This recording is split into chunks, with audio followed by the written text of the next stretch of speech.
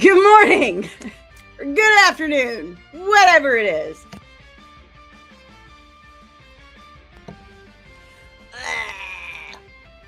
Yes, I took my allergy pills. It doesn't matter. It's been raining on and off here in the old Midwest, so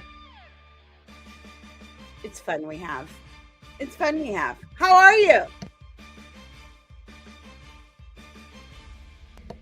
Did you have a good weekend? Did you? I know who did have a good weekend.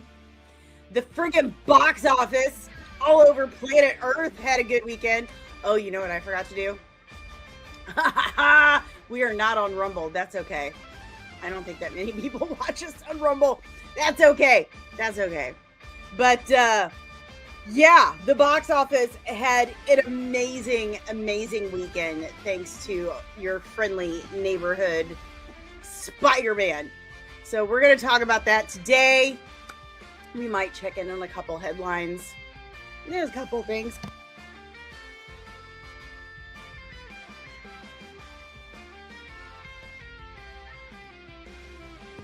Don't mind me. I'm just choking to death on mold, mildew, and pollen. It's fine. It's fine. Maybe if I try my protein shake. That'll help, I'm sure. Oh, and I got all kinds of new glasses.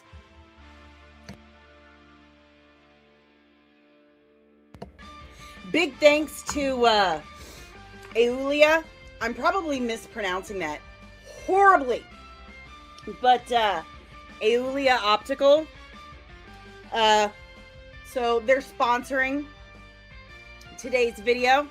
You can get 15% off if you need new glasses by using my link and code in the description below. I got some amazing glasses. I got these. These are Design Glen, I believe. And it's really good material. So my son, or my oldest child, is one of those eye technicians, like measure your eyes and stuff. He's actually mine. And said it's really good material. I had him check out everything before I accepted. And he says it's better than other brands that may have previously sponsored. Because these, if I need new lenses, he can easily switch them out and they won't break. So I got these because I thought maybe Loki wouldn't give me as much crap. So there's these. And then I also got, the ones I dropped. Don't mind me. I also got these.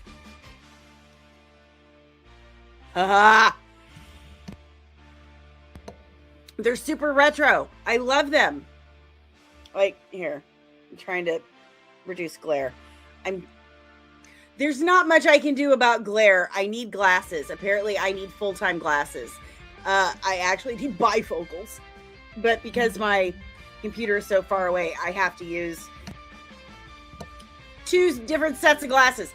But I love these. I love these so much. I think they're just... So I got these. And, the ones I was wearing. The Glens. And they sent me a pair of sunglasses, too.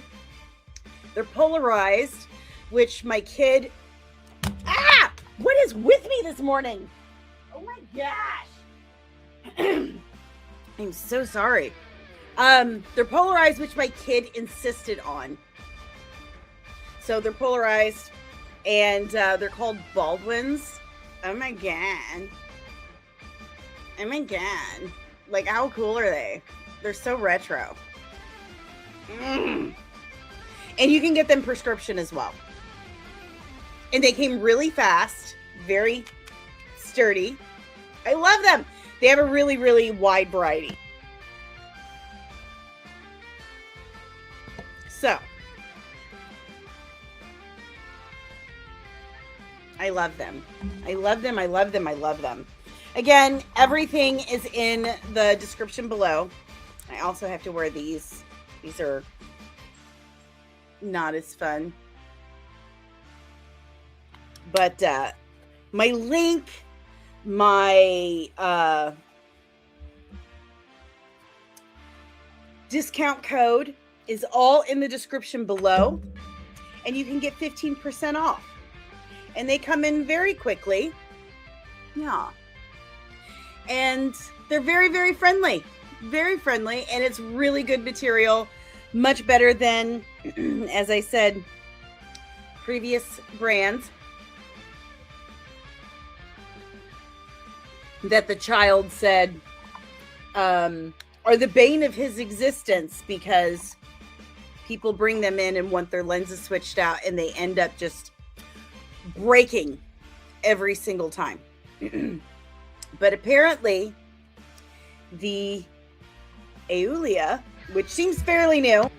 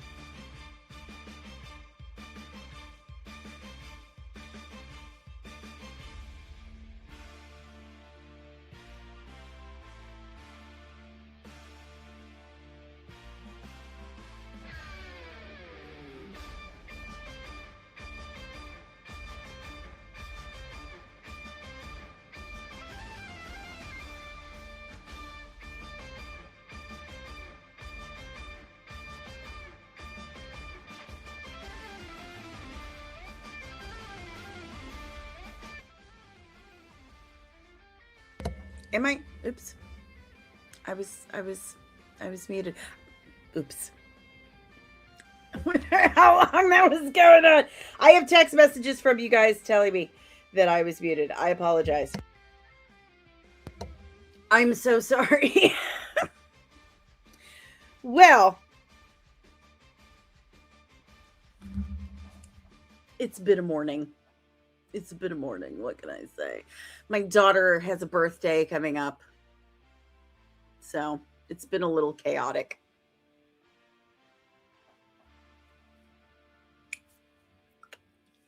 Anyway, a lot going on this weekend. Spider-Man smashing box office records, doing better than Endgame.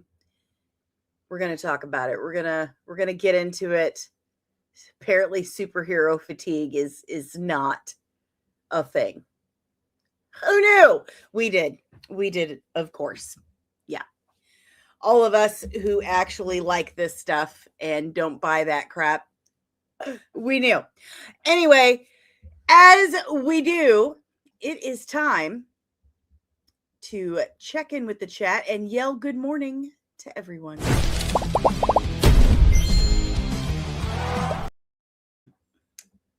Alrighty, starting from the top up. I gotta say, I'm sorry. As we all know, members and super chats get their good mornings first, because it's only fair that you get what you pay for. The love we have here is transactional.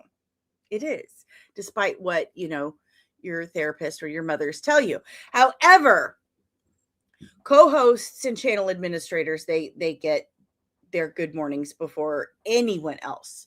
So, good morning, Twinkie. I hope you're feeling better. She got con crud. She had a busy weekend. She did.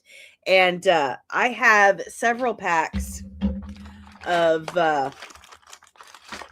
emergency that I will be bringing the Twinkie. That's also on the docket for today for my announcements. Yeah. Uh-huh. Mm-hmm. Yeah, gee, why do I have so much emergency? Wonder why. That's probably why. Because my sinuses are just the worst. Worst. Good morning, Ensign Deranged Lunatic. Good morning. I love all those emojis and gifs. Love them. Good morning, Lieutenant Carl Peachy. Good morning. And we've got, you know what? Kino does a lot of clips and stuff for you guys. He did really good work he did quick work. If you haven't seen them yet, he had like a 12-hour turnaround on the big Barta clips. Like that. I actually asked him if he got any sleep. Like, it wasn't even 12 hours. I think it was like 6 hours. I had some concerns about how much sleep he was getting. So, good morning, Keto, contributing editor Kino. Good morning, Lieutenant Backyard TARDIS. Good morning. Good morning, Lieutenant Blues House. How are you? And actually, you do have a membership. I think you're a lieutenant right now. Listen, StreamYard needs to work on a few things. There's certain things that we have trouble seeing when we're using StreamYard. Like, it's got the S thing to tell us that it's a membership, but we have no idea what your rank is. It doesn't show us the rank at all. And then when it's a moderator, it comes up the exact same color. So when you are a member, it shows up one color. And when you're a moderator, it shows up another. But if you're a member and a moderator, it shows up the same color as a moderator. It's very confusing. Anyway, it might just be me. We all know I'm a mess and a problem. Anyway.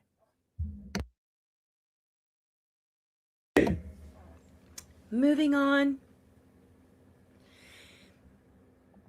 See, you can hear me now. I'm trying so hard to stay on track because I get so distracted. My eyes will like wander over to the chat and will stay there, and I'll get way off into the weeds. And it's very distracting. So that's why I made all the little segment things to try and stay on track. And so I'm purposely like trying not to look at the chat until the appropriate time so I can keep everything organized. And it apparently failed me today. Apologies.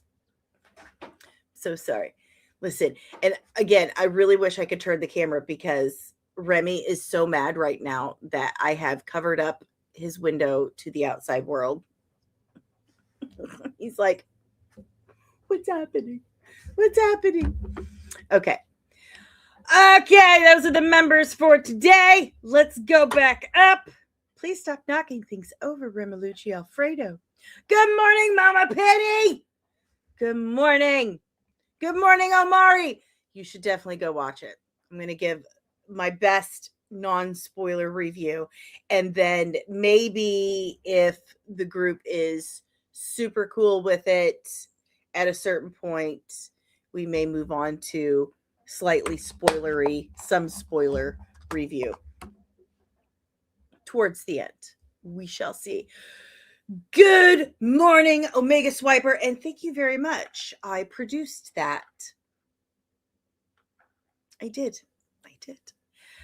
Hey! Punish John Douglas. Good morning. How are you? Thank you for lurking. And good morning, Cosmortal Comics. Good morning.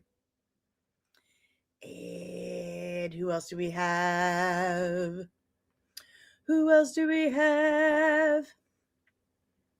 I know that music is like I wanted it to just be like epic. I kind of wanted like the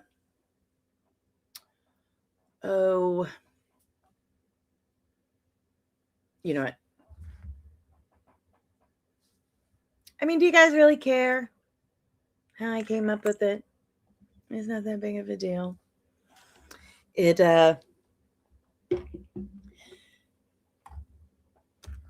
pretty much just like the intro, like when Queen Elizabeth came walking in, kind of thing. I was trying to be tongue-in-cheek with it. But my hair is all over the place today. It's driving me crazy. Hi, Remy. Remy wants to say hello and show you how big he's getting.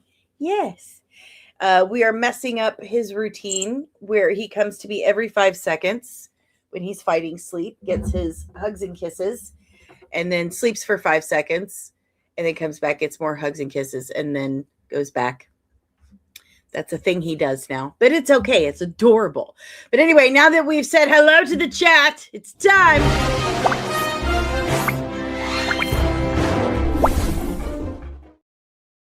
And again, thanks to Aulia Optical, I can read these things better now. Hey. And to my kid who measured my eyeballs. That was really helpful. Thank you, Ashton, my love. My sweet, sweet baby. You are the absolute best. Hey! So, first of all, channel announcements. Big Barda is up and out and ready for your consumption. And that sounded like Kermit the Frog. Second, new sponsor, Aulia Optical, like we discussed. And you'll start seeing me dropping some codes or whatever for them occasionally while I'm just thinking about it, doing stuff, so there's that. Second, again, Big Bard is out there, and thanks to Kino, you can watch it in 4 parts, or you can watch it as one whole video. So I'm very proud of it. For those who do not know, it took me like a month to get the thing out because I had about a bajillion million software issues, thanks to Adobe. So if at the very, very beginning of the video, you see a slight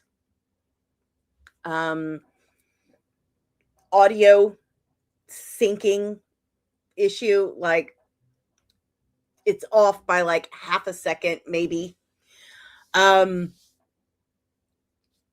It's like gone right away, like it disappears. I'm very sorry. There is absolutely nothing to be done about it. There is absolutely nothing. The video was already done, uploaded, and I had already edited it 3 times, and it was discovered by Kino at 10:30 at night. And I mean, when I was editing the software for the 3rd time in DaVinci Resolve, it looked perfectly fine. There were no issue. This is driving me crazy. My hair is just like fuzzy all over the place, and I need to, I think, move this because it keeps like. I'm gonna move this here. It looked perfectly fine. I didn't see any audio issues whatsoever the entire time I was editing. Like the entire time in all 3 or 4 different softwares I was using. It didn't happen. Like none of the errors that you are seeing or hearing didn't happen until it was uploaded to YouTube. So it's a YouTube error, which means there's nothing I can do about it. YouTube throttles or nerfs the quality of your videos after you upload them. It is their way of you not truly owning your stuff. So somehow that has I don't know why I'm doing this. Somehow that has because I'm sitting on my hair. Somehow that has translated into that beginning has this weird kind of half-second sound issue, and that I noticed later. One of my favorite parts where I make a face or whatever, there's this kind of glitch, and I'm really angry about it. I was thinking of reaching out to YouTube, but I mean, it's YouTube. They're just going to tell me, bleh. So, it says, Freaky Nikki. She's freaky and I like to party from Justin Obsession Edit. What? What's this? How about video for Obsession with Justin Timberlake? Lovestone to edit that fun track. What is happening? I don't know what you're talking about, my friend. Lovestone to edit that fun track. I do love Justin Timberlake and that album because I am a Gen X-ish woman, but I'm not sure of the context of that comment. But anyway, those are the only things I really noticed. None of those exist in the version I have. I'll have to check the Rumble version too, because it's on Rumble also. And I upload it to Spotify today as well and see if it happens there too. But yeah, thanks, YouTube. I don't know what happened. And there are certain ways I have to upload things to Kino because my versions are very big, big files. So I had to like go re-download them from YouTube and then re-upload them to the drive for Kino so they will fit. It's a whole thing. I mean, it's boring. It's boring stuff. It's kind of like nobody cares how the chicken nuggets are made. Like nobody cares. My cat is sleeping on my keyboard. It's kind of cute. So I am in writing mode currently. I have to submit my article for Johns Hopkins University by September 4th. So sorry. I may have to hit that old Flonase one more time. I have to submit that by September 4th. And so I'm pretty deep in that. Something unexpected has happened while I've been working on this story. If you do not know what I am working on for Johns Hopkins, like, first of all, surprise, I'm being published by Johns Hopkins University. Like, who saw that coming? Not I. I was asked to submit a proposal and it was accepted right away. The article is about medical gaslighting, basically. Medical gaslighting and ethics in treating disabled patients, amputee patients. I've had a pretty strange time writing this article. I have never ever written anything autobiographical before. And you would think it would be somewhat easy or easier to write something like this, as fairly, what's the word I'm looking for? What does earnest? As fairly earnest as I usually am, open with you guys about who I am. Always very earnest about, you know, my life, the disabilities and all that stuff. And, you know, who knows you better than you? You know, these are things I should know fairly well. But I've learned things. I've actually learned more things. And they've not exactly been like, "Oh, that's great." So, it's been very difficult, and I have discovered that the thing that I am writing, which has to be 2,000 words, is actually much, much bigger than I initially planned. It's a much bigger story. And I think it's a much bigger story than what the bioethics journal for Johns Hopkins had initially planned. And the people I've talked to is like, wow, this could actually turn into like something bigger entirely. So now, like, there's that, and feeling the pressure for it. So I'm very involved in that, which would explain why I haven't been as active on social media recently, and probably will it will remain that way until I finish. And also, I am kind of switching back and forth between my rewrites for The Last Dance of the Hesperides, which I really thought would be published by now, but you know, that's just kind of the way it goes. I don't, why do I always do this? I have a problem. I really do. I have a severe anxiety problem. The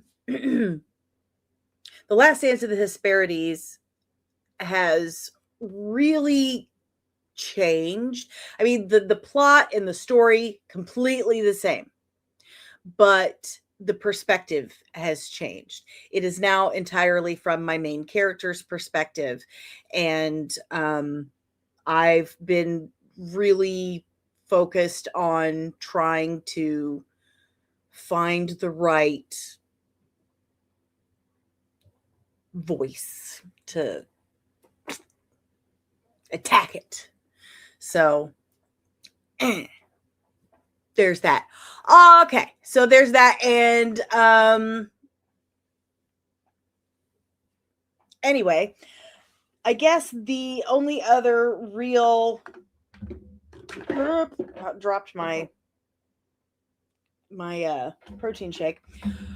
The only other real announcement I have is that I am going to be in Texas from like right after my birthday.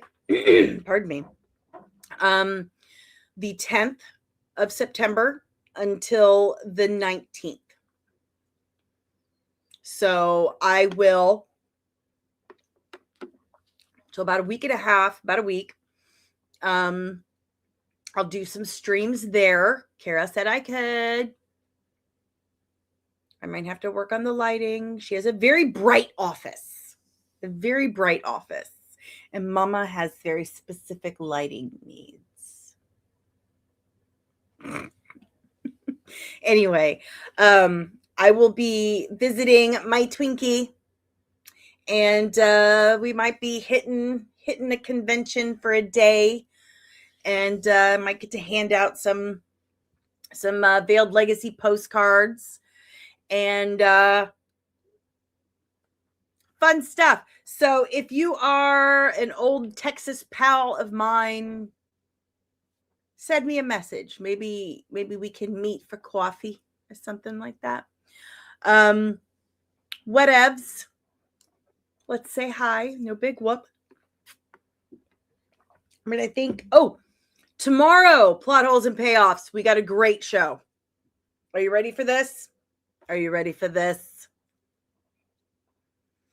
Caro and I are going to be comparing and contrasting Mulan 1998, the animated film, and Mulan the 2020, whatever that was. Ta-da! Very excited. Very excited. That's going to be a great one. That's going to be a great show. Great, really big shoe. Really big shoe. And with that said, let's check back in with the chat. Hooray! Oh, hello, Kino, you're back. Hello. You missed some announcements. I'm going to be in Texas next month, and I'm deep into writing. My hair's very long right now, and all that stuff. So that's about it. I just was very long-winded because I am.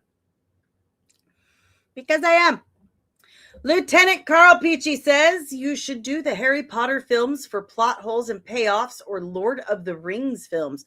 Oh, those would be really long. But I will inform the Twinkie. I will inform her. In fact, she has sent me a raven. We have requests in the chat for there. All right. We'll see if she peps in. All right. I'll send a link to Jonathan Nolan for Hesperides. Neato. I need to get on that then. I need to finish it. If you don't know, The Last Dance of the Hesperides is going to be published on Amazon Kindle in digital and physical. On digital and physical, apologies. And it is in universe to my comic book, Veiled Legacy, Midwest Gothic. It takes place 2,500 years before that comic book. And it is my iceberg. It is about the first vampire hunter, or how they came about, and how the Brotherhood of Abraxas came about. My hope is that it introduces people to my universe and to my comic book campaign. So,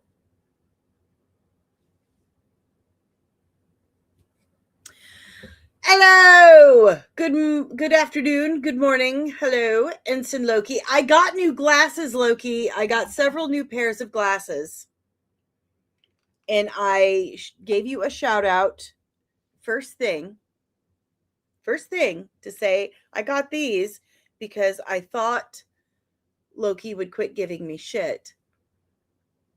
Okay, so pay attention. Okay, there's these. All right. And also the ones I was previously wearing.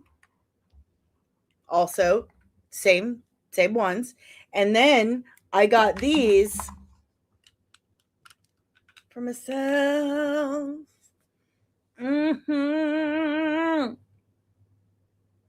Yes. Yes, thank you, Aulia. Optical.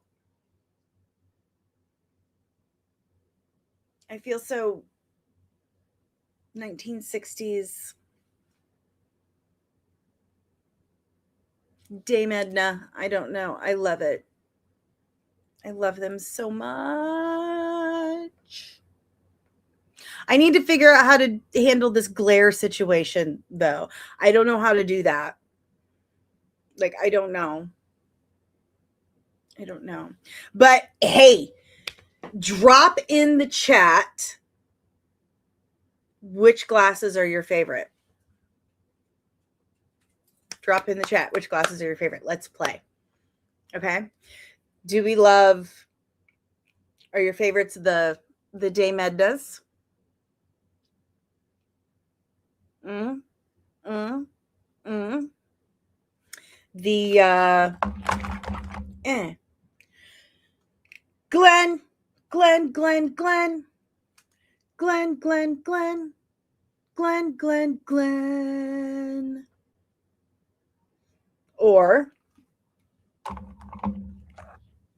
the ones my sweet baby boy made for me. So sweet baby boy. We'll call these the Rowans. Okay? So these are the Rowans. Okay?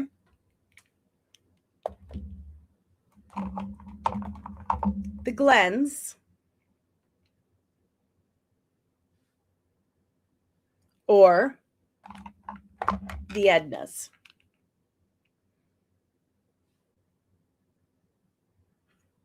Tell me in the chat. I'll rotate them out. How about that? We'll just rotate. Rotate. That sounds fun. Okay. The Rowans.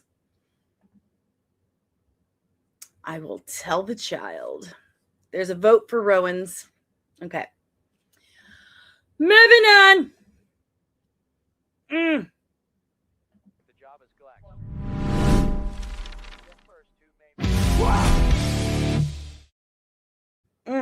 Okay. Let's find some headlines. Let's say. Oh, I don't even have. Oh, shame on me. Normally, I have that pulled up. I wear glasses like these and suddenly everything is show tunes. Can't help it. Can't help it.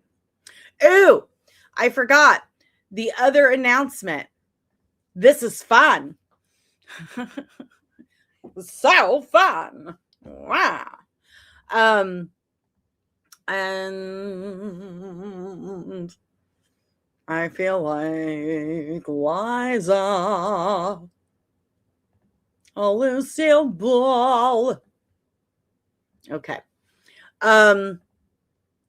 If you look over here where it says edit profile, or up, if you look in the upper right hand corner of my profile now on Twitter, you can now support the comic book and all of my writing endeavors on Twitter, on X, on Twix. I like calling it Twix.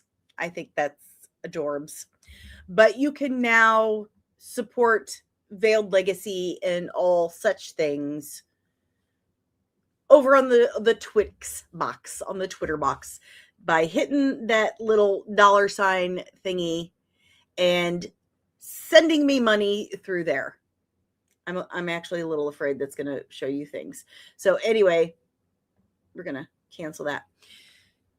Ta-da! Yay! More ways to support the comic. Very excited. Which reminds me, you can always do that by going to fundmycomic.com/campaign/952/Veiled Legacy, or just go to fundmycomic.com and type in Veiled Legacy. It will pop up. And you can pre-order or back the campaign for as little as $1 whole, just $1, and you get your name in the back of the book. You get your name in the back of the book. How cool is that? I think it's pretty darn cool. And going to work on some other things too. I'm doing my best. I'm new to all this stuff. Okay? I'm new to it, but I'm learning. But You can get a digital copy for as little as $10, a physical for $25, and a custom personalized autograph copy for $50. Everything's in the description below, and I'm going to keep the link scrolling across your screen. But we now have new ways to help support the comic. Anyway, on to headlines. Here we go. Protein shake. I was starving. Okay. Switching out to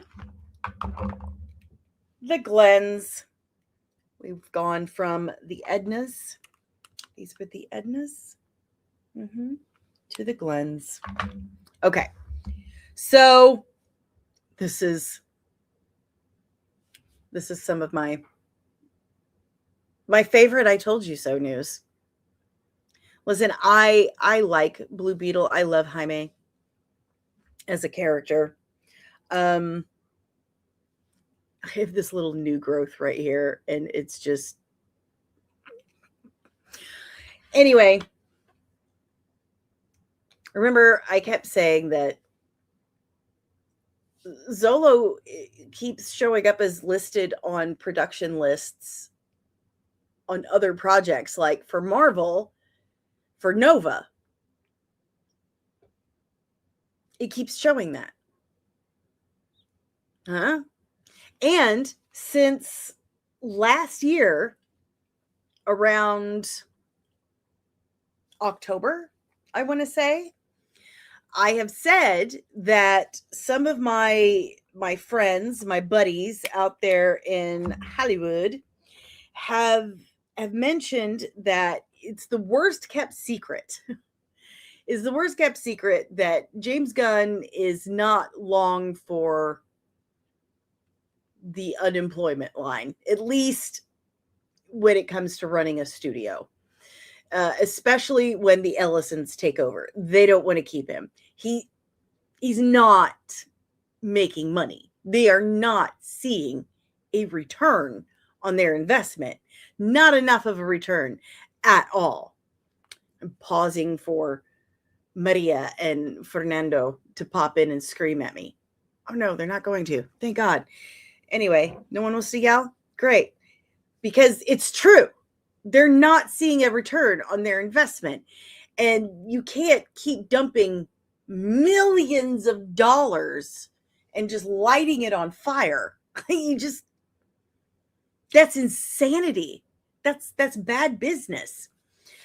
So I kept saying for this whole time that the Blue Beetle stuff is not going to happen. Beyond whatever is currently in production, it's probably not going to happen. Unless we see or hear something absolutely concrete to the contrary, we've heard nothing. We've heard absolutely nothing. In fact, this is the most quiet James Gunn has ever been in his entire career. Especially after the Supergirl bombing, which Supergirl has ended. It's now on digital. And it's been on digital for 2 weeks, 2 weeks now. It ended its entire theatrical run with just over $124 million. It lost an ass load of money. A lot of money. So, with that said, it's not surprising that we've started hearing that certain projects that were announced almost 4 years ago are now quietly being tossed aside. One, Booster Gold. Booster Gold was a layup. Booster Gold should have been one of the easiest series of all time to make. I have said that for a million years. I was so excited when they announced that. I was so excited. It's like, should I start wearing a tinfoil hat? Because I have been saying this forever, and I feel like he's stealing my thoughts. Like, that's amazing. Definitely, definitely. Yes. Booster Gold practically writes itself that it should be episodic. It would be absolutely amazing. Do Booster Gold. Not happening. It's not happening. And I guarantee you that the reason why the Booster Gold series isn't happening is got to be a similar reason to why the Blade movie isn't happening.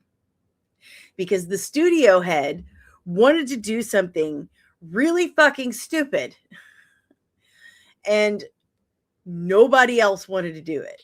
Like, he couldn't find anyone else that wanted to play ball. Like, anyone. So that one's gone. No major announcement, just real quiet. And they're trying to say, like, oh no, it's just like David Jenkins' version. David Jenkins' version isn't happening. Yeah, well, sure. We'll say that. Go ahead. Because it's not happening. It's not happening.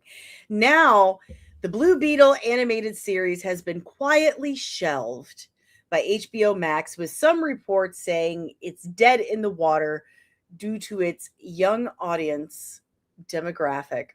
HBO Max has yet to formally cancel the series, but if it is canceled, DC Studios can shop it to other streamers.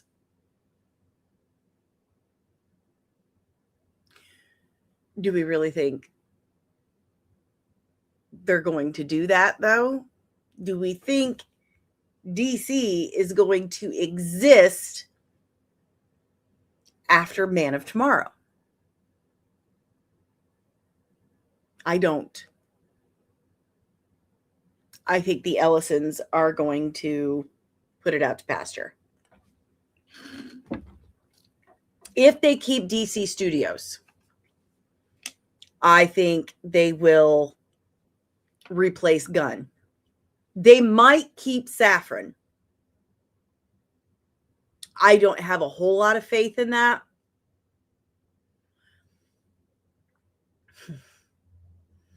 But they will definitely replace Gunn.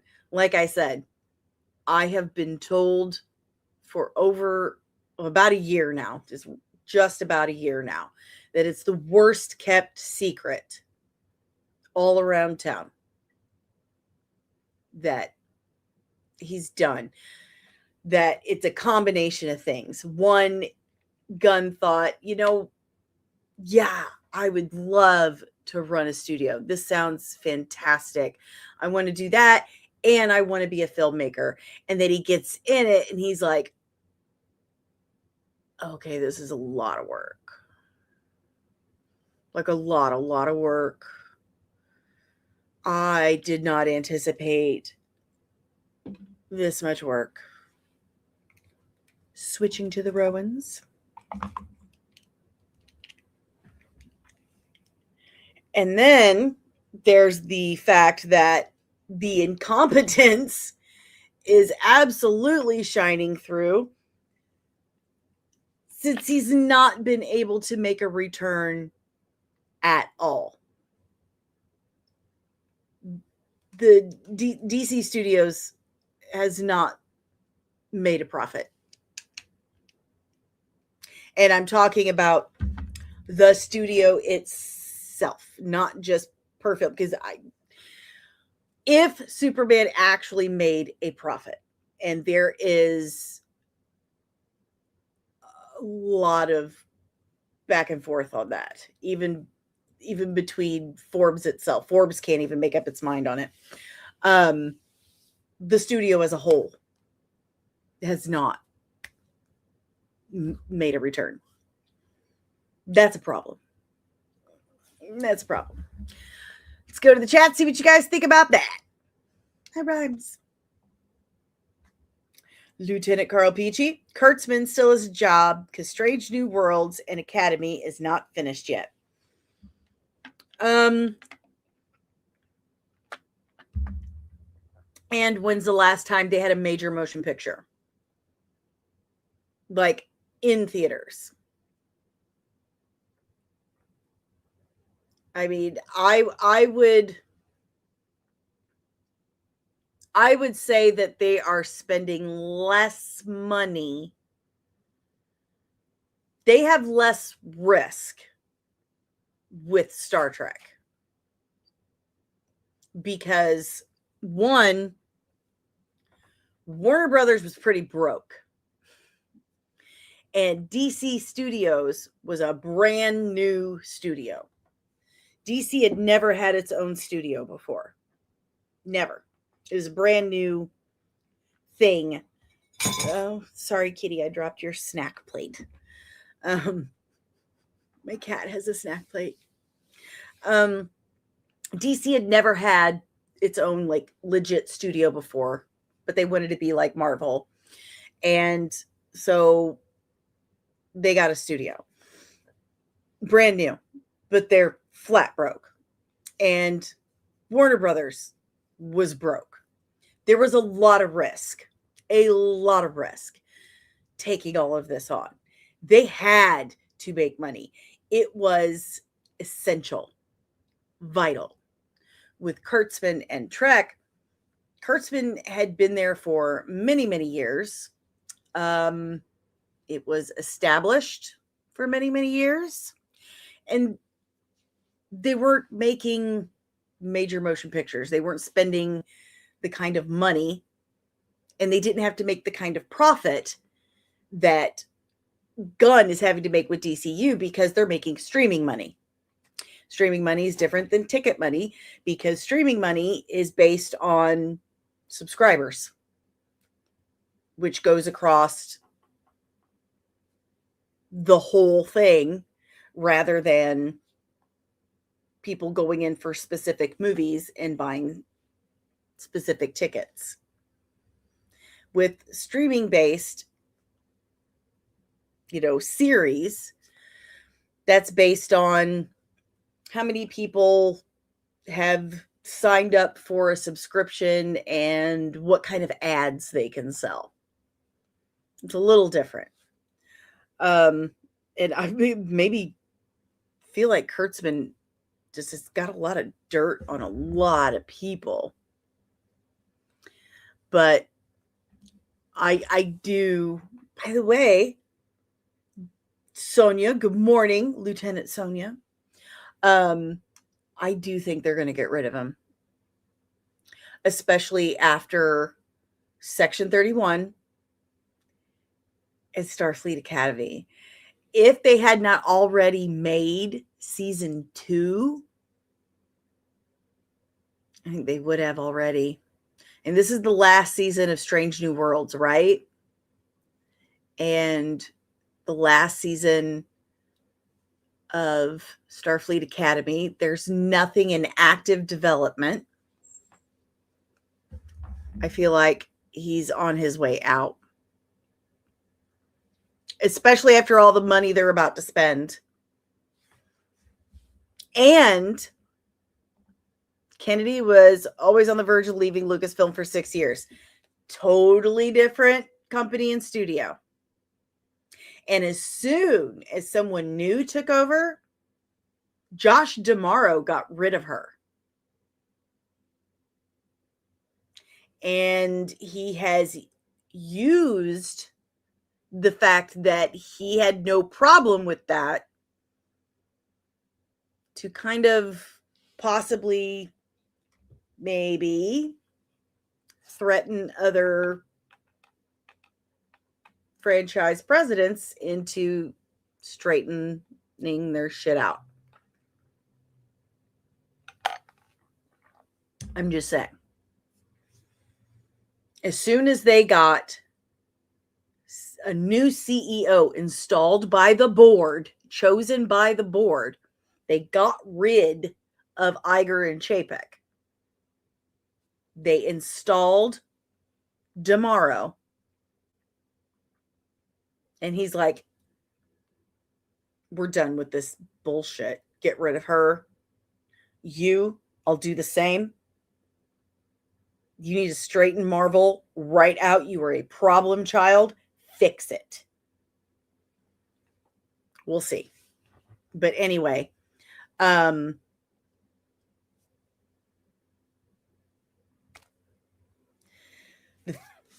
the thing is with DC is that it was a brand new studio.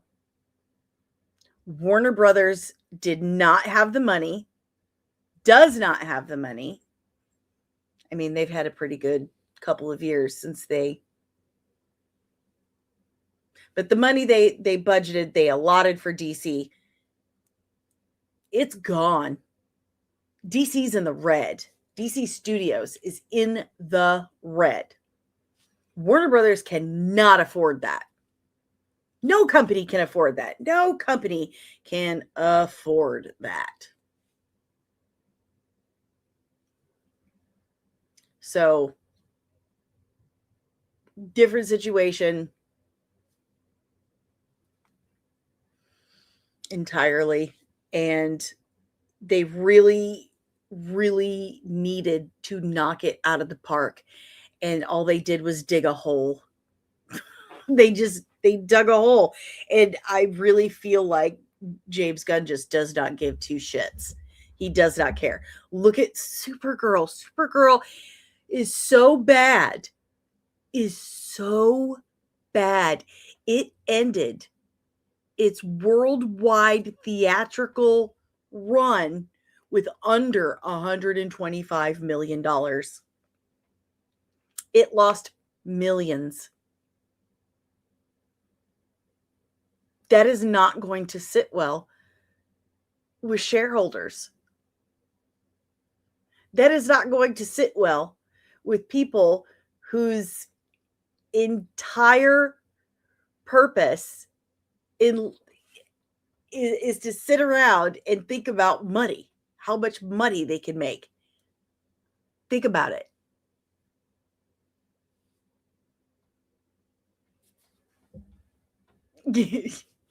So I do not really expect to see a lot more coming from DC beyond Man of Tomorrow. Possibly Creature Commandos season 2 and Lanterns. By the way, have you seen the Lantern signal? How is that not the dumbest shit you've ever seen in your life? My God. It's just, are you kidding me? A Green Lantern signal. A freaking Green Lantern signal. Don't judge me. Do not judge me right now. I have to fix. There we go. That's better. Okay. So we'll have to talk about that. Ooh, and Henry Cavill, God love him, that he's like our nerdy lord. He's so awesome. Oh, that's right. Discovery had its first 4 seasons prepaid for by Netflix before it aired. See? Totally different situation. Totally different. Thank you, Lieutenant Backyard TARDIS. Appreciate you. So,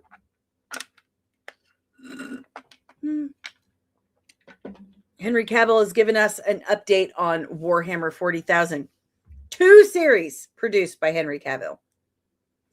Live action, starring him,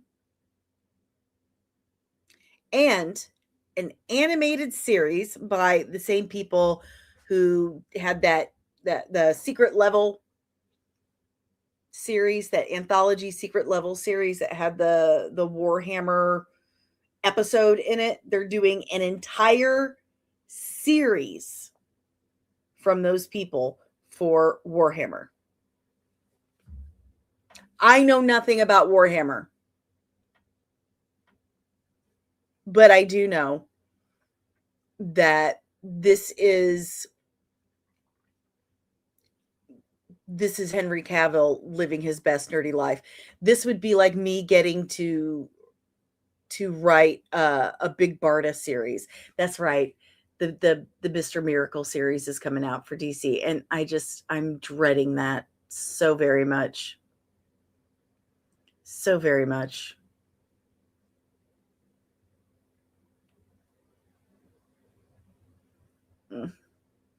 Mm-mm-mm. Anyway, that's coming out. So we've got a live action series, an animated series. Oh, I thought it was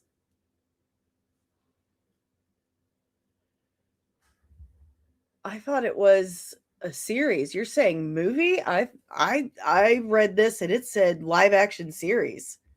Live action series, animated series, and you got the Highlander movie. Oh my gosh. I love Highlander. I love Highlander. And you've got Henry Cavill and Russell Crowe. And Russell Crowe is getting so jacked for this movie. My God. Mm. I love me some Russell Crowe. Here for it. Anyway, so you remember that Ryan Hurst got injured pretty bad on set. I got this freaking Ryan Hurst got hurt really bad on set, the God of War series for Amazon. He tore his bicep doing a stunt. Tore his bicep. That is terrible. Like really, really, really bad. Tore his bicep and had to have surgery. And the surgery takes up to a year to heal. So they had no choice but to recast. And apparently they're looking at recasting him with Dave Bautista, who just recently got super skinny because he didn't want to work out anymore.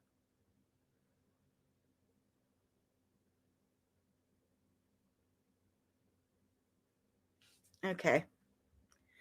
Well, I do believe the hottest man alive just said the most romantic thing ever to me in the live chat. Not to brag or anything, but thanks.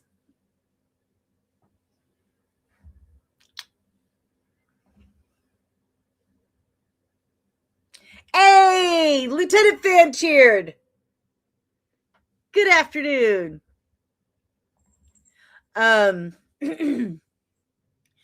So, and now you've also got them recasting Atreus and who was the other character? They're basically recasting like half the cast. I don't know why they're recasting other characters, but they are. So, anyway, with that said, guys, I think it is time to move on to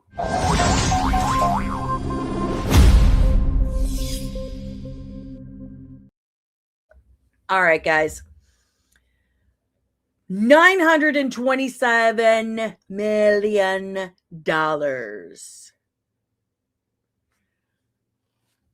my gosh. Oh my gosh. What? Thank you so very much, Dreaming Tabitha, for the 250 jewels. I'm not quite sure entirely, like I'm new to the jewels thing. Thank you very much. Thank you. I appreciate you. That's right. Thread, Thor's daughter. Thank you. So say, why not get Chris Judge? That's what I've been saying this whole time. Like, I just can't see anybody playing Kratos other than Chris Judge. It's over $1 billion. Like, I was saying opening weekend and previews. Not like now, but oh, that's right. Captain Fan cheered. Thank you very much. Listen, this is another announcement that I'm so glad Fan cheered is here. I have to tell you guys how amazing all of you are. Yes, hashtag save Stargate. Dreaming Tabitha, I am so glad you were here because you need to hear this. I got messages from Fan cheered this weekend, and I've never gotten messages like these before. Fan cheered requested that I make a higher tier of membership, double the tier of my highest tier of membership. And I was like, wait, what? You want to pay double the highest tier of membership? Then you're all, and yeah, I want to pay double.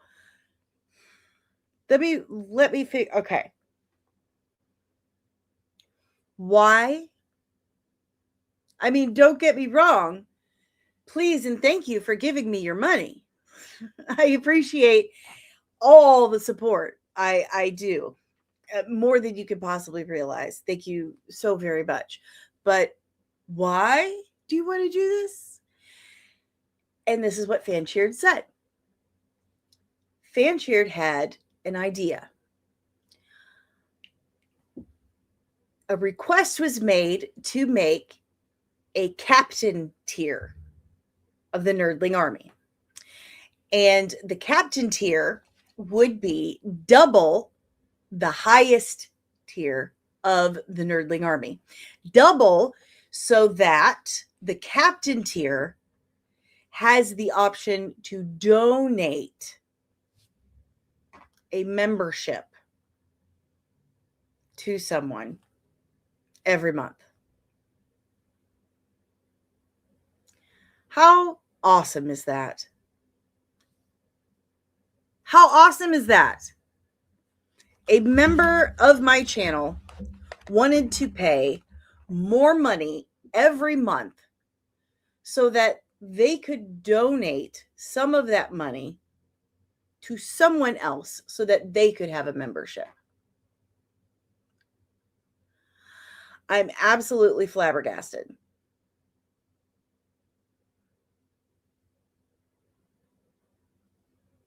I think that is so kind and so lovely, and I gotta clean my glasses off. Absolutely touched. I'm well.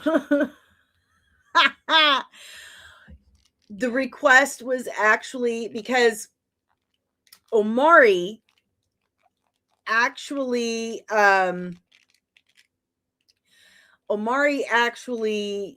does this thing during streams where he buys memberships, and he says he's going to do it because I kept telling him, you can buy yourself a membership, because he kept saying, like, why won't someone do it for me? And I said, well, why won't you buy yourself a membership? You keep buying them for other people. And he said, well, I want to keep doing it until someone buys me a membership. And people keep buying memberships but Omari never gets it. Like, it's randomly selected. So Fancheered said, give it to Omari. So we're trying to figure it out. Right now, YouTube doesn't exactly allow for you to like specifically gift an like a specific person with a membership, but you can like give them a Google Play card so they can buy it. So I'm working out the details on how to actually do it.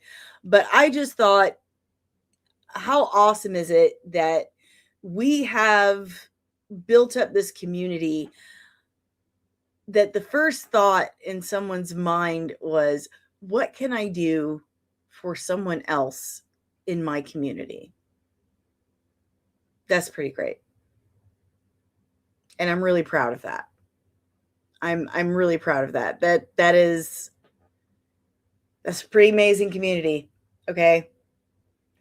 I mean, every day when I'm streaming, I see you guys say hello and good morning to each other and ask each other how you're doing. It's pretty great that you guys think of each other like that. So I love it. I love it so much. And we're going to work it out. We're going to get Omari that membership. We're going to figure it out. So just so you guys know, this was entirely Fancheered's idea. I got to lower this chair. I'm just realizing. This was entirely Fancheered's idea, and that the captain tier exists so that you can help someone else join the Nerdling Army. I love it. Nerdling Army is only strong together. I love it. I love it so much. That calls for receiving incoming transmission. Receiving incoming transmission. Nerdling Army clearance approved. Access granted. Welcome, nerdlings. Hooray! And then we've got 6 jewels from Backyard TARDIS. Thank you very much, Lieutenant Backyard TARDIS. I appreciate you. He says, so this is like bits on Twitch. That's still Greek to me. I have no idea what that is. I do know that it's money. Like, you can buy it. Like, you can do it on TikTok too. You can buy like a pack of gems or whatever it is and stuff. Give them like gifts. Let's see. Here we go. Got it. I've got the article I wanted to pull up. Oh no, don't do that. Don't do that. Oh, this silly thing. All right. And this was written by Rebecca Rubin. So Spider-Man Brand New Day crosses the 1 billion mark in 6 days. 6 days. Josie! Josie, hello. Good morning. Hello. You have fun on those errands. Oh, and I don't have the... There we go. That's better. 6 days. So this is from yesterday, but Thursday, Friday, Saturday, Sunday, Monday, and then Tuesday. So that's 6 days. But over the weekend and preview night, $927 million. But guys, there's superhero fatigue. There's superhero fatigue. That's what they keep telling us. We don't want to see superhero movies. Just like, they told us when Spider-Man Noir came out. And it was, a total banger and everybody loved it. But as of yesterday, Spider-Man Brand New Day surpassed 1 billion globally in record time. Sony and Marvel's comic book adventure starring, why did I say an S? Starring Tom Holland as the web-slinging hero, notched the milestone after 6 days of release, a mind-boggling pace. Only 2019 superhero epic Avengers Endgame, which captured a stunning 1.2 billion worldwide in its opening weekend, was faster to the coveted box office benchmark. Spider-Man Brand New Day has actually, toppled it now. Brand New Day has earned $407 million in North America after 4 days of release, becoming the fastest film to surpass $400 million domestically. The movie also delivered the highest grossing Monday in history with $47 million, besting the high watermark set by 2018's Black Panther with $40 million. Overseas, the newest Spider-Man has amassed $645.8 million to date. Holland's fourth solo outing as Spider-Man has been defying box office expectations since debuting last weekend to $360 million domestically and $932 million globally. Those stratospheric ticket sales were the biggest domestic box office in history, as well as the second largest global debut of all time. Spidey's latest venture also secured the best preview haul with $72 million, as well as the highest grossing opening day with $169.8 million. With euphoric word of mouth and minimal competition in the weekends ahead, Spider-Man Brand New Day will quickly climb to $2 billion, a metric that only 7 other movies have ever achieved, and should rank among the highest grossing films of all time by the end of its theatrical run. I did not expect Endgame's domestic record to be beat, but I couldn't be happier that it would be passed. Sorry. But I couldn't be happier that it was beat this past weekend by our 38th MCU movie, by Feige. It's overwhelming, frankly, and to find ourselves in this position on Monday morning in the very best way. By best friend of the channel, Kevin Feige.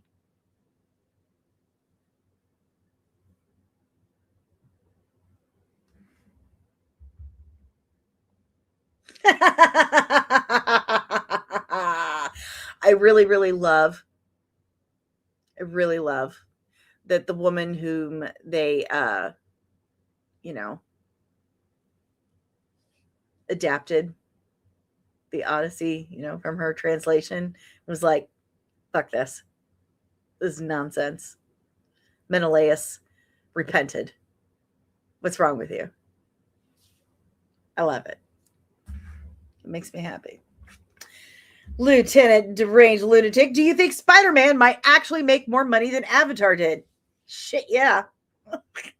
Yes, I do. And Lieutenant Sonia, I'm going to say it, unadjusted for inflation. Oh, man. Oh, man. I got to tell you guys, Bo and I had a heated debate over the Odyssey. Heated. He wants me to see it again and take a notebook. I told him I would see it again, and he's like, take a notebook.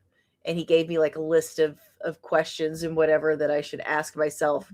But, he is also a history major and said that, myths are meant to be reinterpreted and retold. I say, well, yeah, retold, but not completely rearranged and changed.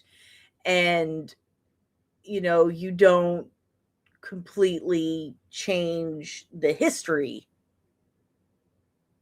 There's still lessons to be learned from it. So,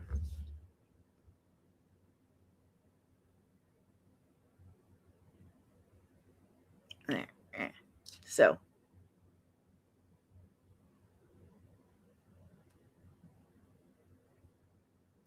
I didn't finish the Odyssey. It bored me to tears.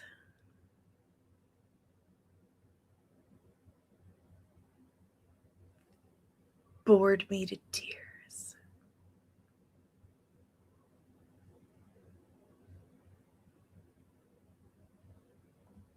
Popcast did a great post on X comparing Spider-Man adjusted for inflation and number of screens. I am very confused about that statement. Why would they do that?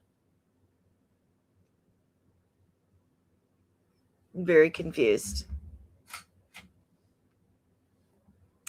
The biggest thing I find wrong with the movie is omitting the law of hospitality and what Odysseus was required to do when people Yes! Yes, yes, yes. That is a major, major thing in Greek culture. It's in especially ancient Greek culture. How do I know? Like I'm writing about it. My main character's mom, it's like a big part of her life. And with her husband gone all the time, she can't entertain like she used to because it's inappropriate for her to have other men around while she is still married. Her husband is still alive. He's just out working. She likes to entertain. She likes to offer hospitality because it's important.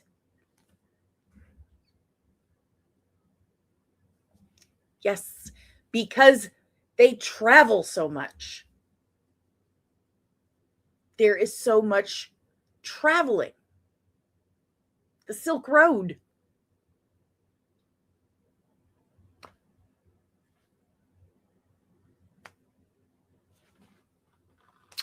They do a lot of traveling, not just for, goods, but to sanctuaries. That's, like little mini temples, sanctuaries, temples, religious festivals, stuff like that.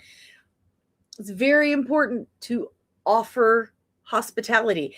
And there are so many myths and parables in Greek mythology, Greek culture, about you never know who is a god in disguise showing up at your door as a vagabond or a wanderer in need of hospitality. And if you turn them away and you're a dick, then they're going to smite you. Listen, you guys have no idea how much Josie and I love each other. We talk. I love her comments. We get into some serious weeds. It was a key plot point in the epic poem, The Epic of Gilgamesh, ancient Sumerian. Oh my God, I love this girl. Listen, in One Foot in Darkness, the first version of the Veiled Legacy universe, it was ancient Sumerian instead of ancient Greek. And I know exactly what you're talking about. The Epic of Gilgamesh, when he stops at the inn. Y'all got no idea. Okay, we need to talk Spider-Man. Okay? Killing me. I see, guys, this is why I did the check-in with the chat. It's segments and stuff. I get off of the weeds so bad. But Josie, I love you. Thank you so much for that. Thank you. Bye, Josie. Thank you so much for coming by. You're the absolute best. Have a wonderful, wonderful day.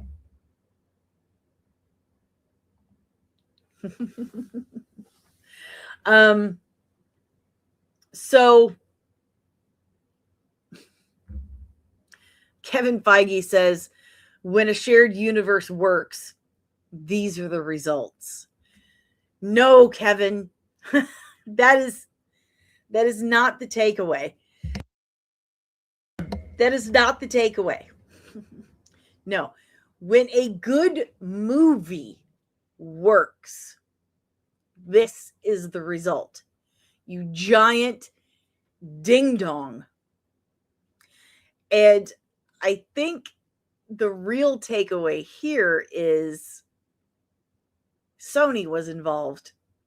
And what are the odds, man? The studio that brought you Craven the Hunter and Madam Web saved the summer box office. Go friggin' figure, right? Oh my gosh. Spider-Man Brand New Day is the fourth movie of the year to earn $1 billion, following the Super Mario Galaxy movie, Michael, Toy Story 5, and The Odyssey. Well, The Odyssey hasn't hit $1 billion yet. It's at $912 million. So, it's only August, and 2026 has produced the most billion-dollar blockbusters since the pandemic.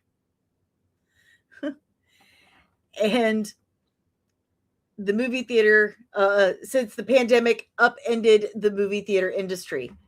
No, not the pandemic.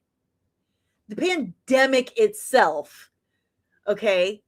The flu didn't upend the theater industry, okay?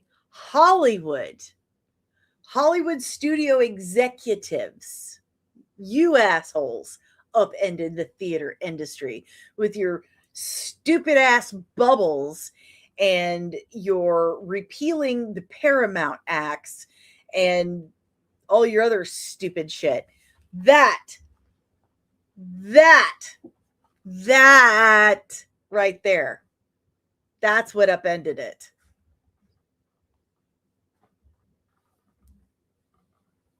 That right there. Bless your heart. Yeah, and the writer's strike. So I love how they keep blaming this flu that they've recently admitted they blew completely out of proportion, and it did all these horrible things for, removed people from their jobs and decided we don't need to put movies in theaters. We could just put it on streaming. We can just put it on streaming. Shut down movie theaters entirely. So, I'm sorry, what? Shut down the theater industry? It was actual studio executives.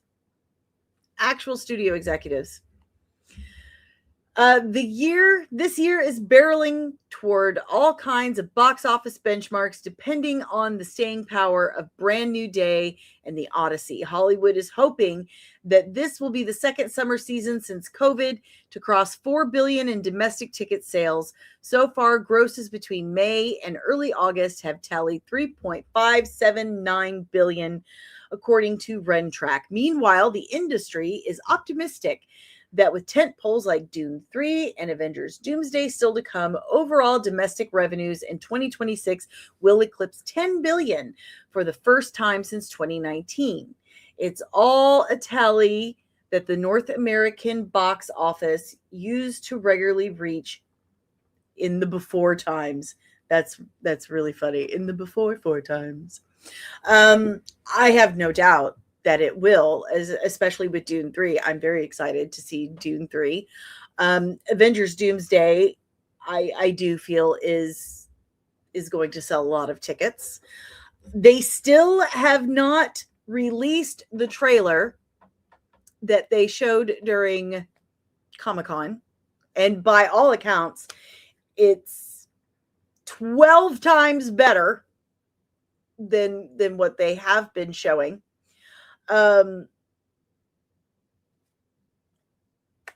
Everyone knew Spider-Man was going to do well because everyone loves Spider-Man. First of all, he is the most popular superhero in the world. The most popular. And I mean, for one, I've never been disappointed by Spider-Man. I mean, Amazing Spider-Man 2 was like, it was okay. But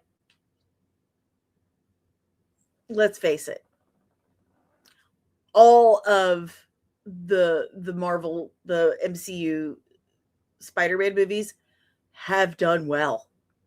All of them have done well. They've been good. I mean, my least favorite is probably, I'd say Far From Home. Yeah. Or is it No Way Home? No, it's Far From Home. Anyway, but Brand New Day was good. It was good. I do know a lot of people have some issues with Jean Grey. I did too at first, like at the beginning of the film. I did too. But then you get to the end and you're like, what would I do in that situation? I don't want to give spoilers away. It is not without its problems. Spider-Man Brand New Day is not a perfect film. It does have some issues. But it is no Captain America Brave New Missed Opportunity. It is better than anything they have put out. Well, I really liked Guardians of the Galaxy Volume 3. I liked Deadpool and Wolverine.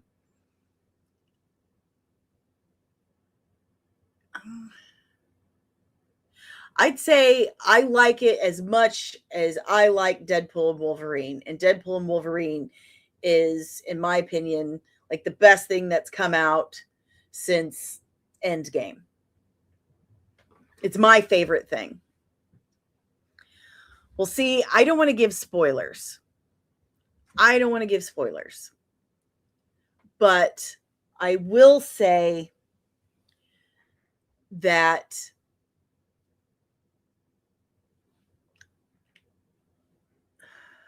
I'm trying to word this without giving spoilers because I know there's some people who haven't seen it because it's only been out since like Thursday. So, that's true. Lieutenant Backyard TARDIS says having an issue with Jean Grey and whether the movie is good are two different things. Just because she's in the movie and Spider-Man saves her doesn't make her actions approve. Okay, I see what you're saying. Does it mean you approve of her actions? Got it. Well, I'm not saying you are. I'm trying to avoid myself giving spoilers by explaining. I still think it's a good movie. I don't approve of her actions, but I understand them based on her age, what was done to her, and why she was doing them. She lacked wisdom, and you don't get wisdom without life experience and age. Got it? She was making emotional decisions. And she does need their... What am I saying here? What am I saying? She's also a child, I believe. Is she still a child at this point? If she's not, okay. Yeah, there needs to be accountability. Like, you do have to have accountability. And even in the comics, there's accountability. I gotta take these off for a minute. Still getting used to it. My kid was like, "You're gonna feel like maybe motion sick or dizzy for like a week before you get used to it."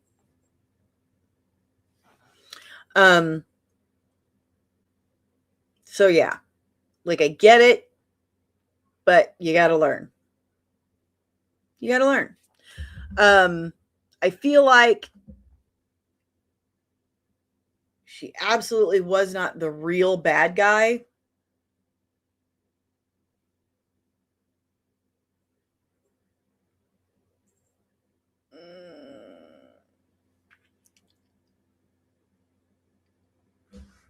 I got a thing in my eye. So, but I thought it was a good movie. I liked the ending, the very ending. It's definitely the best Marvel movie we've seen in a while. And I hate that Feige's takeaway is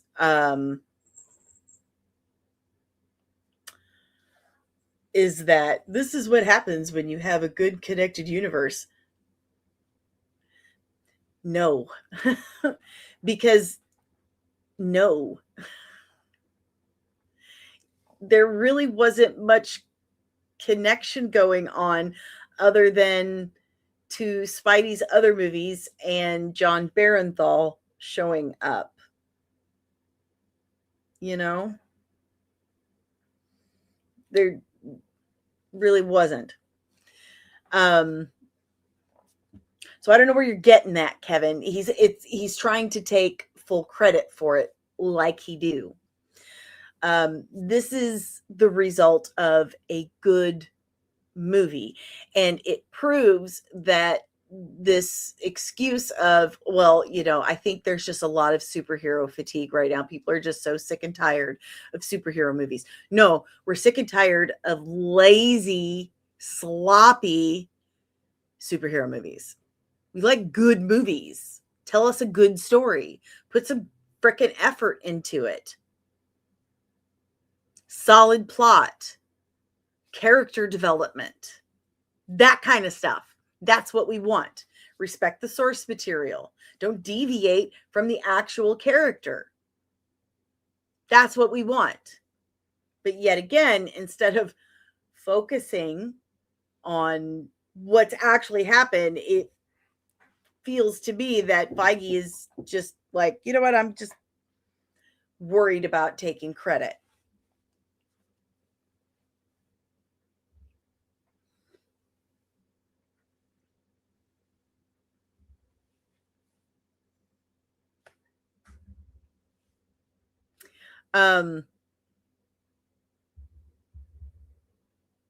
We'll have to see where they go from here.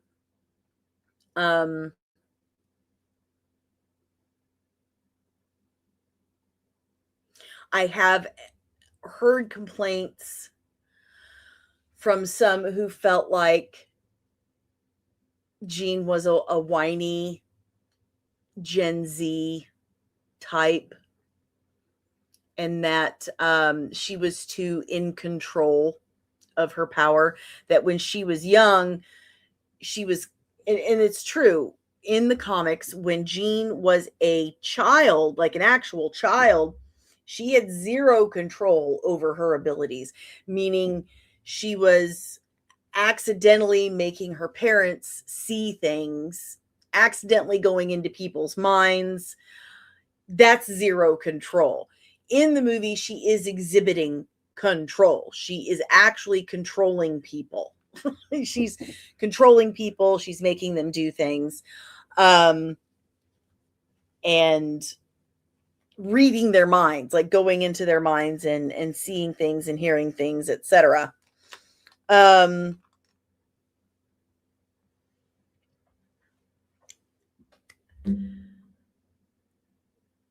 But in the comics, it was like a reflex. She'd have this emotional response, like a knee-jerk reaction, and like scared, and her mind would lash out. So I'm just going to go ahead and address it. What? Like, arguing against fatigue is like there's no such thing. There is no superhero fatigue. There is no superhero fatigue, Fernando. I'm sorry. There is not. You are wrong.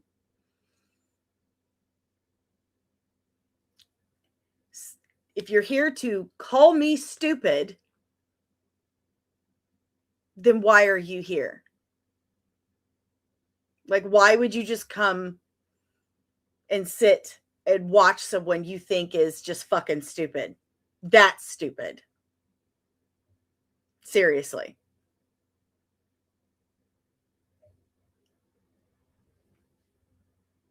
There is no superhero fatigue. Spider-Man just made $1 billion in less than a week. How does that tell you that there is superhero fatigue, dear? Because there isn't.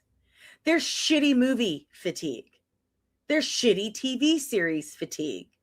There's shitting on your favorite characters fatigue. And just FYI, since you're this amazing expert in X-Men and Jean Grey, it's spelt with a J. Jean Grey is spelled Jean. Future reference. I would argue to say that Sadie Sink was not the greatest portrayal of Jean Grey ever. She was fine. I liked the movie. No one's fucking arguing that it was a good movie. It was a good movie. No one's arguing with you. You seem to be here to argue with yourself or somebody. Period.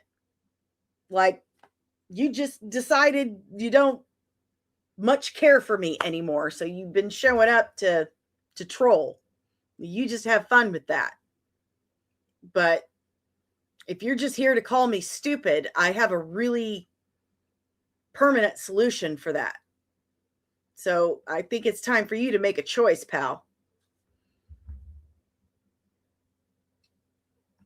Look at all the exclamation points. You seem to be upset. What are you talking about? What are you talking about? Ah! You seem angry. What's up?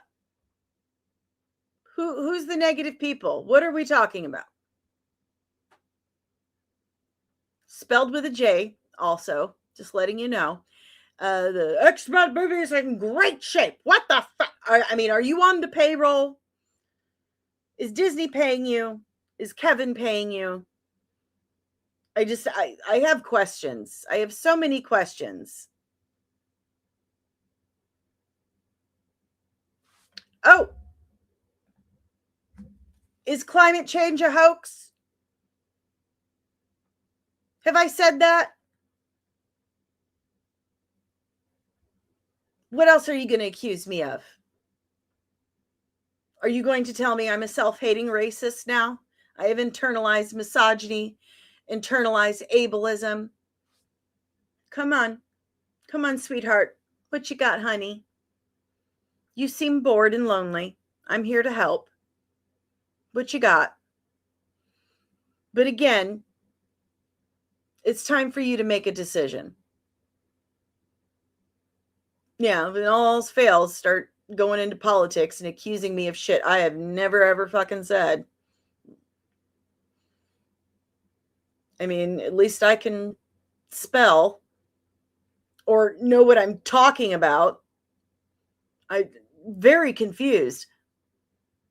No one has said anything about the X-Men movie. No one said the Spider-Man movie was bad. No one. All we said was There's no superhero fatigue, and Spider-Man just proved it. And I don't know why you're so personally offended by that.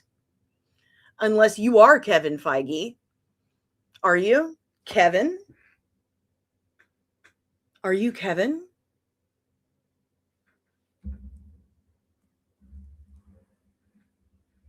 Guys, I think Kevin Feige's in the chat. Everyone, give Fernando all of your complaints, all your questions, comments, and emotional outbursts about the MCU right now. He either is Kevin Feige or he knows him personally.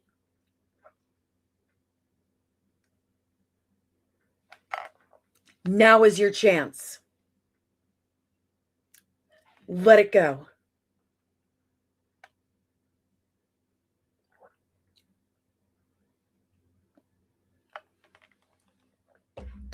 Uh-oh, uh-oh, uh-oh. More exclamation points, guys. More exclamation points. Oh, no, I'm here to give my true opinion. Sometimes I agree with the stuff and sometimes I don't. Nothing wrong with that. Echo chambers are for losers. 1, 2, 3. Hold on, I need my glasses. I want to count. See. 1, 2, 3, 4, 5, 6, 7, 8, 9, 10, 11, 12. 13. I lost count. I think it's like 20, 25. I think it's 25 exclamation points. Guys, I think I've really upset him. He seems really mad at me. Really, really mad at me. But see, here's the thing, Fernando. You only seem to have one opinion. It's always the same opinion. Everything's fine.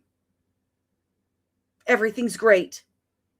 We should just be happy with what we have and never, ever demand better.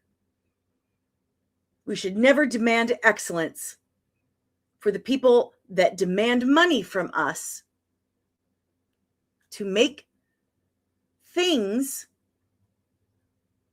of the characters that we love, make adaptations of the comic books that we love. We shouldn't demand excellence. They want our money to purchase that product, but we shouldn't demand better. Your opinion has always been the same across the board. Everything's fine. It's always fine. Everything is okay. We should just be happy that we have it. Don't think, don't question, just don't worry, Fernando. Here's some advice. Make sure to cup the balls and work the shaft. Also, brace for impact. All right, guys. And you're absolutely right. How can superhero fatigue be a thing if the number one movie in the world is a superhero movie? How? How? And how can you simply be disagreeing with someone's opinion when you resort to personal attacks?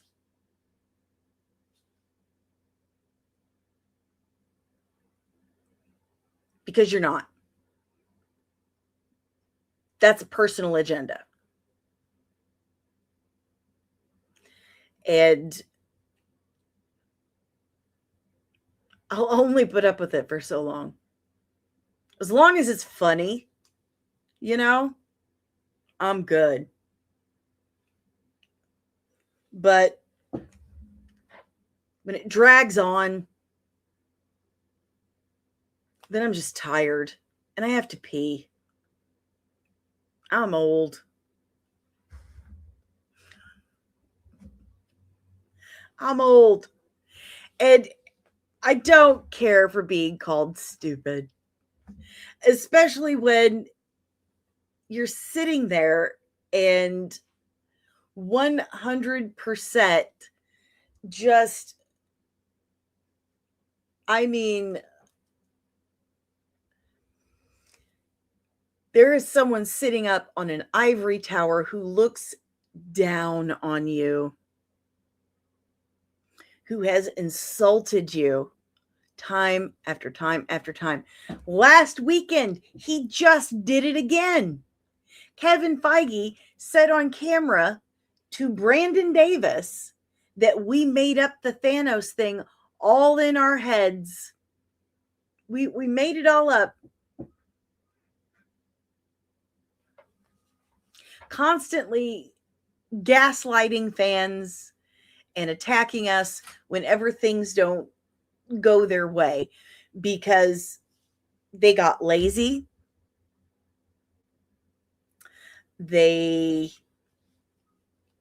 What's the word I'm looking for? I mean, hubris.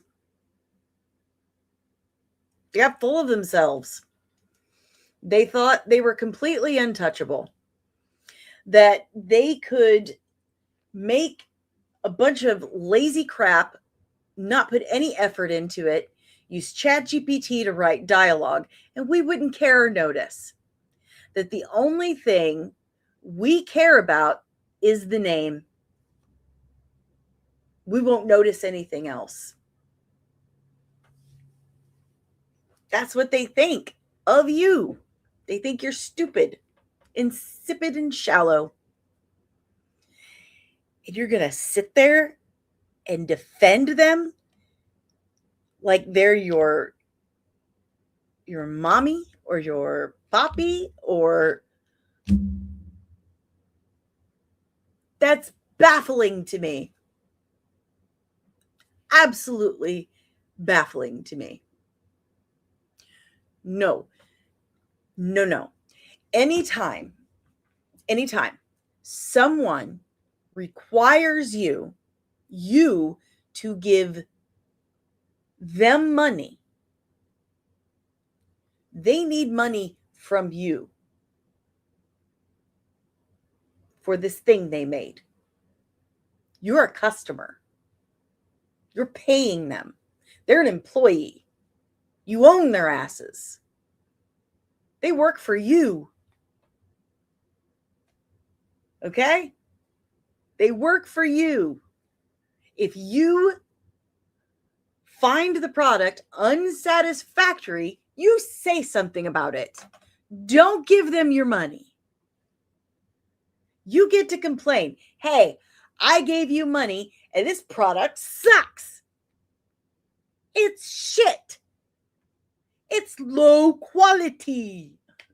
I do not care for it. And yet, for the last many, many years, they have looked down on us. They need us to survive. Quite literally, they need us to survive, not the other way around.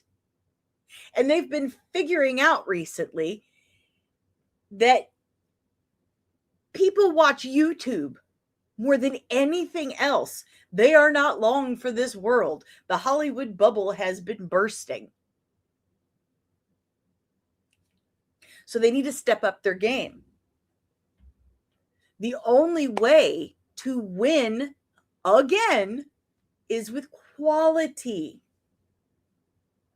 Quality writing, quality acting, quality producing. They had stopped doing that. Win with quality. There is no superhero fatigue. There is poor quality fatigue.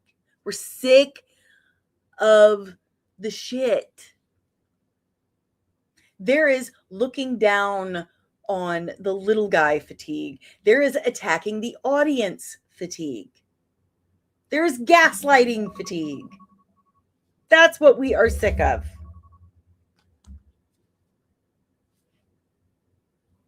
There will never be superhero fatigue, just like there will never be mythology fatigue or drama fatigue or action fatigue or science fiction fatigue. There never will be, but there will be shitty movie fatigue. And there will be insulting your audience fatigue.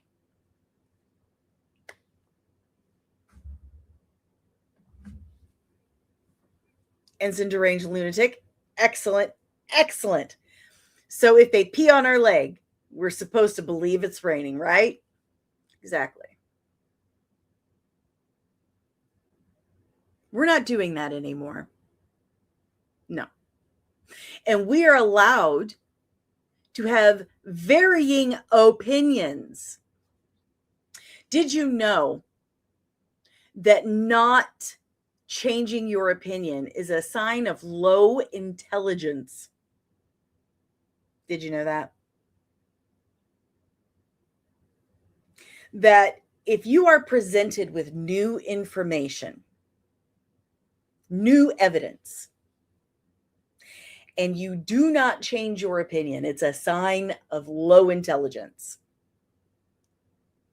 It means you're stupid. So if you are presented with new evidence and new information, and you're like, you know what? I didn't know that before. I didn't see that before. That gives me some things to think about. I think I've changed my mind. That means you're smart.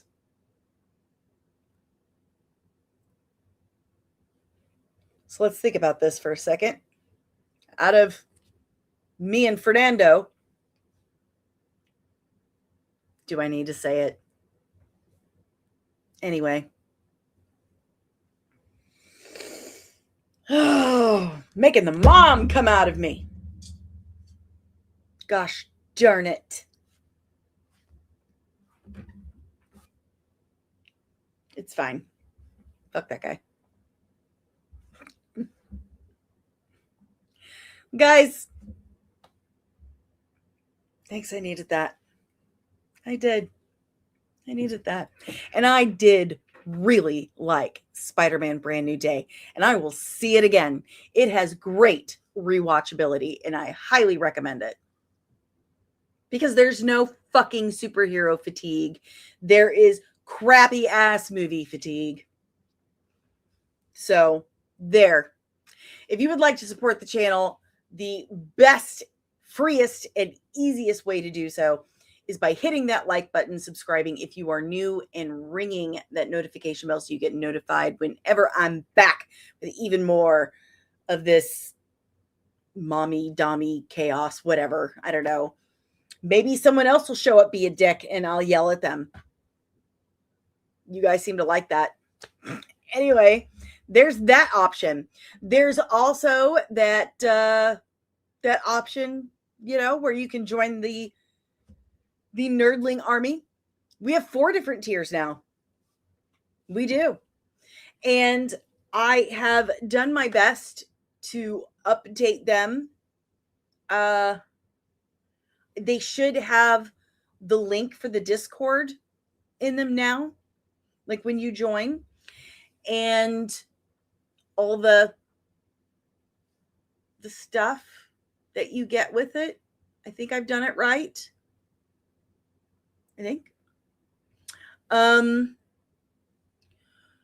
Who knows? I might create an even higher tier that comes with a comic book when it's ready. If I can do that, if I know how. So yeah, you can join the Nerdling Army. Super chats, super stickers, super thanks are super appreciated. Always. They go a long way. You have no idea how much they help the channel. Then there's also that QR code at the top of the screen that takes you to buymeacoffee.com/comicsandmua, and you can tip me a little or as much as you like. And that goes directly to me. That doesn't go through YouTube. They don't get their 20%. That goes straight to me. And there's also Cash App and Twitter, apparently now. Twitter.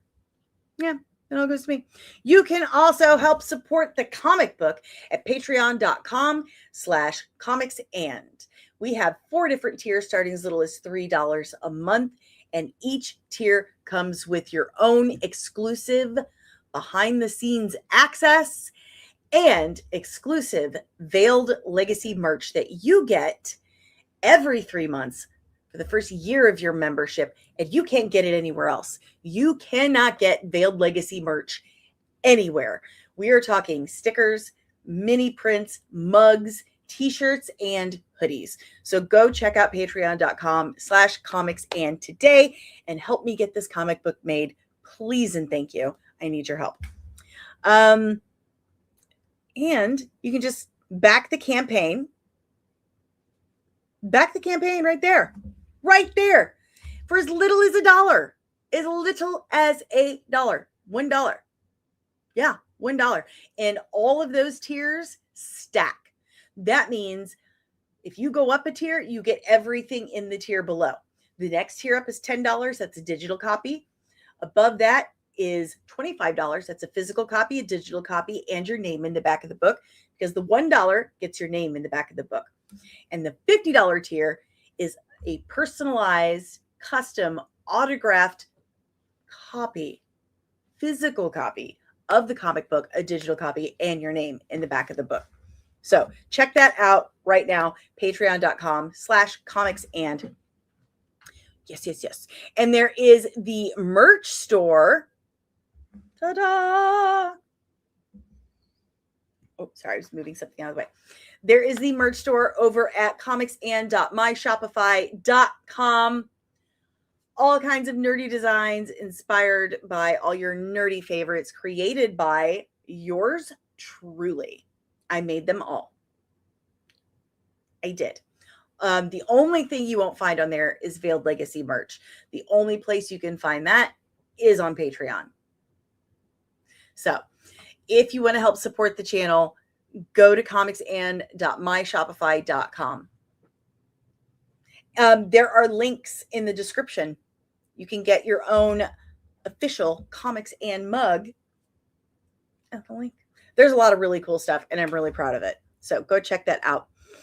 And I have my own Amazon storefront. If you want to know what I use in the studio, like electronics, podcasting, special effects, cosmetics, skincare, hair care, household, you name it, recommended reading, recommended viewing, all of the Stargates, everything. I have a list for that over at amazon.com/shop/comicsand. My book, One Foot in Darkness, the original story, is on Amazon on my storefront. Right there. So you can go check that out. I even have a Ripiverse list. So all the Ripiverse, everything is right there. Ta-da. Everything I have told you about is on my website, comics-and.com. So all of my social links, all of my support links, my merch, channels, the comic book, my portfolio of special effects looks, everything is right there at comics-and.com. This podcast is powered by the Red 5 Network. We are a collective of exclusively nerdy podcasters and content creators here to educate and entertain you. So if you like this podcast, chances are you are going to love more of what the Red 5 Network has to offer you. So check out red5.bio.link today to discover more of the Red 5 family of podcasts.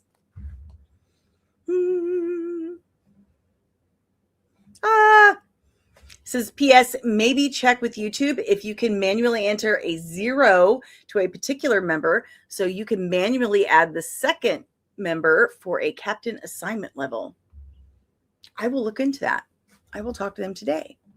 Yes, almost asked if you can add your books like on other platforms here on a higher tier.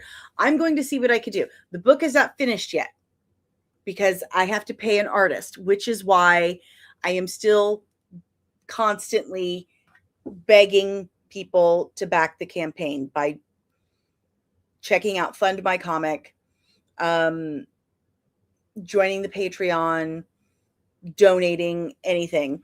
I am poor. But anyway, It is a very expensive process, which is why it's been very slow. But yes, I'm going to see what I can do about trying to add it to a tier. So I'm going to do my best, guys. But that's all I've got today. You guys are the best. Thank you for a fun stream. I will see you tomorrow for plot holes and payoffs with Batwinkie, Caro. And I do hope you guys check out the Fund My Comic campaign. Again, all the links are in the description. But until then, stay safe. Everyone has opinions, okay? And don't be afraid to check out new information, okay? Don't be afraid. It's fine. You live, you learn, you grow. That's life, man. That is totally life. That's how things work. So anyway, I hope you guys have a wonderful day. I enjoy spending time with you. I enjoy discussing things with you and debating and learning things with you. Also, on the Amazon page, I've started making lists based on videos. So there's a big Barta list for recommended reading and the makeup I used and whatever, in case you guys are interested in that. But anyway, I enjoy the time we spend together, and you guys mean more to me than you know. And I appreciate that. So anyway, I will see you guys tomorrow. And also, we have our members only watch party tomorrow too. So you guys have a good one. Keep your eyes peeled and be kind. All right? Bye. This is my veil legacy. Blood on the threshold, fire in me. Sunlight cuts, but I don't break. You took my past, I'll take your fate. I lost everything that night, but I'm still standing on my feet. You made me into something strong. Now you answer to me. Whoa, na na na na na na na na. Whoa. Disney and Kathleen Kennedy are gonna get you!